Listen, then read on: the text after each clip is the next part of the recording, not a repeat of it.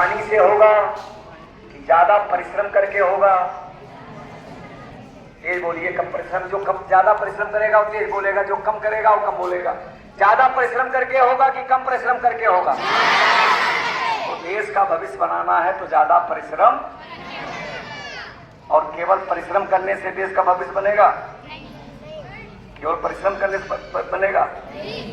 परिश्रम करने से भी बनेगा, लेकिन अच्छी पढ़ाई करने से भी बनेगा, और अनुशासन में रहना भी पड़ेगा।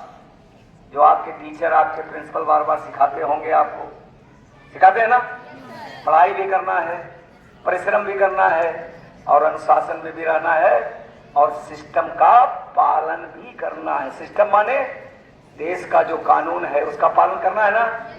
करना है ना? तेज बोलिए, करना है ना? तो देश का भविष्य आपके कंधों पर है, और देश का काम छोटा नहीं बहुत बड़ा है। तो उसके लिए हमको परिश्रम करना है, अनुशासन में रहना है, सिस्टम का पालन करना है, और इसके लिए जरूरी क्या है? पढ़ाई।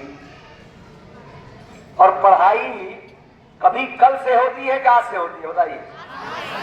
कल से होती है, आज से होती है ना? कल किसी ने देखा है? तो पढ़ाई भी हमको कब से करना है? आज से करना है। और इसके बारे में सोचना कब से है? आज से और अभी से। तो क्या सोचना है? क्या सोचना है? हम देश के लिए तभी काम करेंगे जब देश के इतिहास के बारे में मुझे जानकारी होगी। तो देश के इतिहास को जानना चाहिए नहीं जानना चाहिए?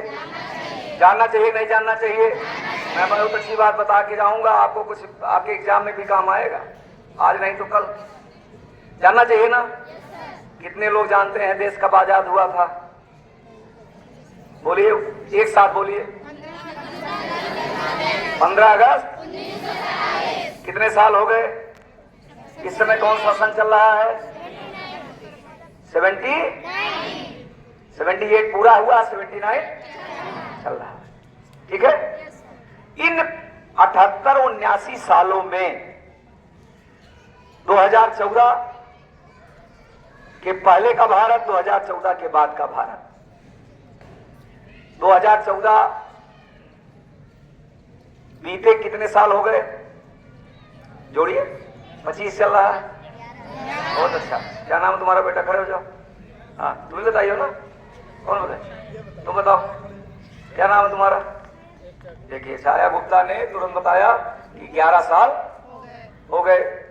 तो 2014 के पहले का भारत, 2014 के बाद के भारत के बारे में हमको जानना चाहिए कि नहीं जानना चाहिए?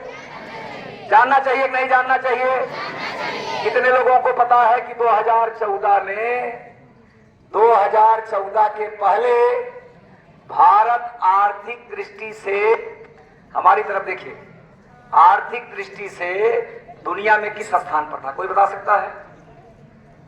आर्थिक दृष्टि से दुनिया में किस स्थान पर था भारत? दुनिया में 2014 पहले 12वें स्थान पर। बोलिए, किस स्थान पर था? 12वें स्थान पर। और 2025 में हिंदुस्तान किस स्थान पर है? चौथे। देखो, चौथा याद है, किस स्थान पर है? चौथे स्थान पर है। तो आपको अंतर समझ में आया? 65 वर्षों में 65, 66, 67 वर्षों में हिंदुस्तान दुनिया में किस स्थान पर था? 12वें स्थान पर। और 11 वर्षों में हिंदुस्तान 12वें स्थान से चौथे स्थान पर पहुंचा कि नहीं पहुंचा?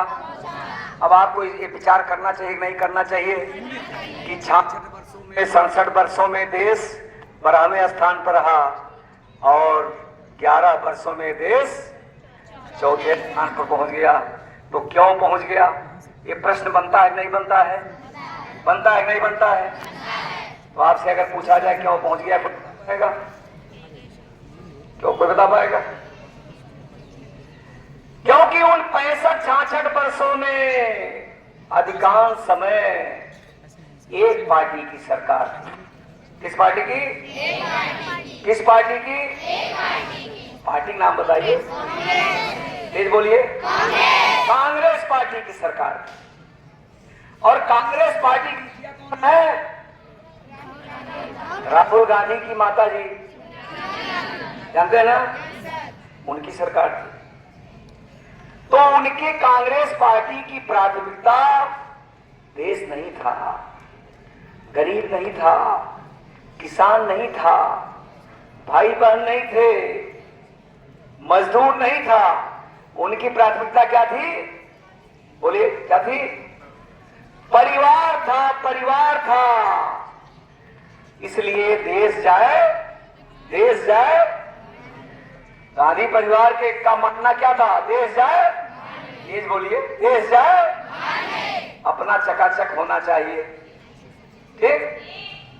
तो इसलिए उनको देश से मतलब नहीं था। लेकिन 2014 में जिसको आपने प्रधानमंत्री बनाया, किसको बनाया? किसको बनाया? पूरा नाम बताइए। नरेंद्र दामोदर दास को आपने 14 में प्रधानमंत्री बनाया। कितने दिन हो गया? 11 साल में वही देश जो 65-66 वर्षों तक दुनिया में आर्थिक दृष्टि से बढ़ावे स्थान पर था, वही देश 11 वर्षों में नरेंद्र मोदी जी ने दुनिया के टॉप 4 देशों में ला करके खड़ा कर दिया। ये परिवर्तन आया। ये परिवर्तन क्यों आया? क्योंकि मोदी जी के लिए राष्ट्र पहले है, देश पहले है, राष्ट्र प्रथम है। देश के गांव, गरीब, किसान, मजदूर, माताएं, बहनें, उनका विकास होना चाहिए, उनको आगे बढ़ाने का अवसर मिलना चाहिए। उस दिशा में उन्होंने सोचना शुरू किया, काम करना शुरू किया। इसलिए वो देश जो 12वें स्थान पर था 65 वर्षों में, 11 वर्षों में 14 पे ला करके खड़ा कर दिया। हमारा देश सैन्य दृष्टि से पूरी दुनिया में 20वें स्थान पर था। किस स्थान पर था? आज टॉप 3 में आकर के खड़ा हो गया है। टॉप 3 में आज हम अमेरिका, चाइना और रूस के बराबर आकर के खड़े हैं। इंफ्रास्ट्रक्चर के क्षेत्र में हिंदुस्तान दुनिया में 30वें स्थान पर था। किस स्थान पर था? आज हम टॉप 5 में खड़े हैं, टॉप 5। तो ये क्यों हुआ?